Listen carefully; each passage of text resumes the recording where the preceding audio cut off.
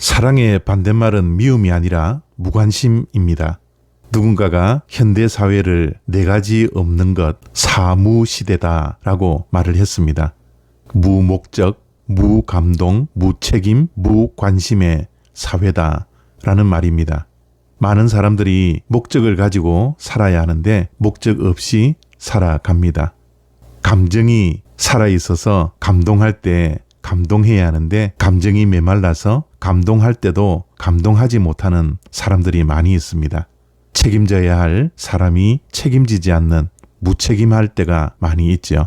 그리고 우리는 이웃들에게 세상에 관심을 가져야 하는데 전혀 관심을 가지지 못하고 오직 자기 자신에게만 관심을 가지는 시대에 우리는 살고 있습니다. 그런데 이 네 가지 없는 것 가운데 제일 무서운 것이 무관심이라고 합니다.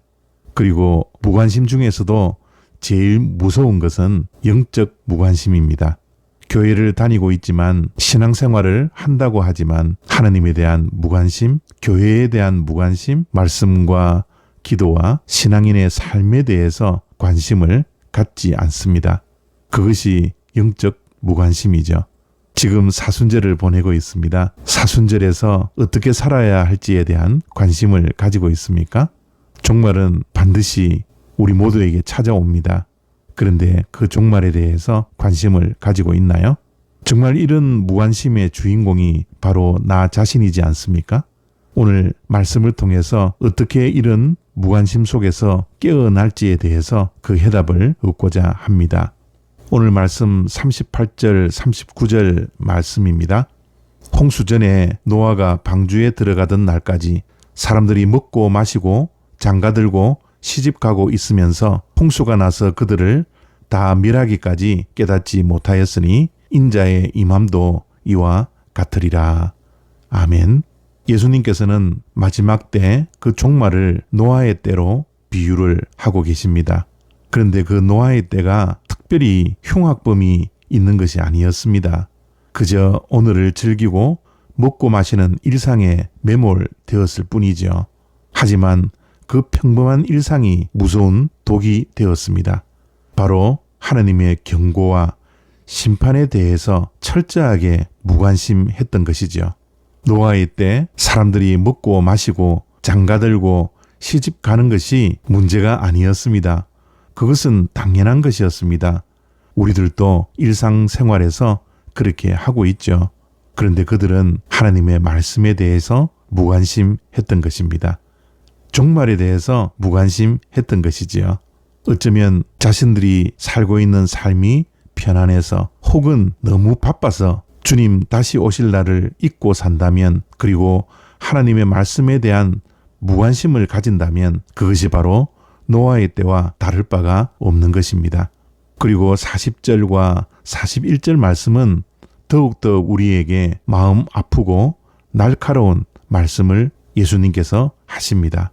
그때에 두 사람이 밭에 있음에 한 사람은 데려가고 한 사람은 버려둠을 당할 것이요. 두 여자가 맷돌질을 하고 있음에 한 사람은 데려가고 한 사람은 버려둠을 당할 것이니라. 아멘. 너무 놀랍지 않습니까? 똑같은 밭에서 똑같은 땀을 흘리며 일하던 두 사람입니다. 겉보기에는 아무런 차이가 없었습니다. 그러나 그 찰나의 순간 한 명은 영원한 생명의 품으로 다른 한 명은 차가운 버려둠의 자리로 남겨집니다. 두 여자가 똑같이 맷돌질을 했습니다. 그런데 한 사람은 데려가고 한 사람은 버려둠을 당한 것입니다. 그 차이가 무엇일까요? 그 차이는 오직 하나, 누구를 기다리며 살았는가입니다. 한 사람은 맷돌을 돌리면서도 마음속으로는 주님의 발자취를 기다렸고, 또 한 사람은 오직 눈앞에 맷돌이 돌아가는 소리에만 집착했던 것입니다. 다시 말씀드리면 똑같이 일을 하고 똑같이 열심히 살았지만 한 사람은 하나님의 일에 관심을 가졌고 한 사람은 하나님의 일에 무관심했기 때문이죠. 그래서 우리는 이러한 무관심에서 깨어나야 합니다. 우리 모두가 일상의 삶에서 벗어날 수 없겠지만 우리의 마음은 하나님을 향하여 있어야 합니다. 하나님의 일에 무관심이 아니라 관심을 가져야 합니다. 일상의 삶 속에서도 관심을 가져야 합니다. 그것이 바로 무관심에서 깨어나는 것입니다. 깨어있는 사람은 주변을 돌아봅니다. 하나님께 관심이 있는 사람은 하나님이 사랑하시는 이웃에게 관심을 가지게 됩니다. 내 옆에 형제가 굶주리고 있지는 않은지, 아픈지, 어떤 슬픔을 가지고 있는지, 내 이웃의 영혼이 죽어가고 있는지 관심을 가져야 합니다. 그래서 우리가 그리스도인으로서 내가 서 있는 그 자리에서 사랑을 실천할 수 있는 겁니다. 주님께서 주신 그 사랑을 흘려보낼 때 우리의 영적 무관심은 비로소 녹아내리게 되죠. 오늘 이 말씀을 붙들고 우리들의 마음이 어디를 향하는지 점검하게 되기를 바랍니다. 그래서 마지막 때를 깨워서 준비하는 지혜로운 하나님의 백성들이 되어지기를 바랍니다. 하나님의 말씀을 한 절이라도 더 깊이 묵상하고 이웃에게 사랑에 관심을 가지고 행동하며 기도하며 살아가는 하나님의 백성들이 될 때 종말을 준비하는 지혜로운 삶이 되는 것이죠. 오늘도 무관심에서 깨어나 우리의 마음이 하나님을 향하고 그래서 오늘 하루도 주님 안에서 넉넉하게 승리해 나가는 우리 모두가 되어지기를 바랍니다.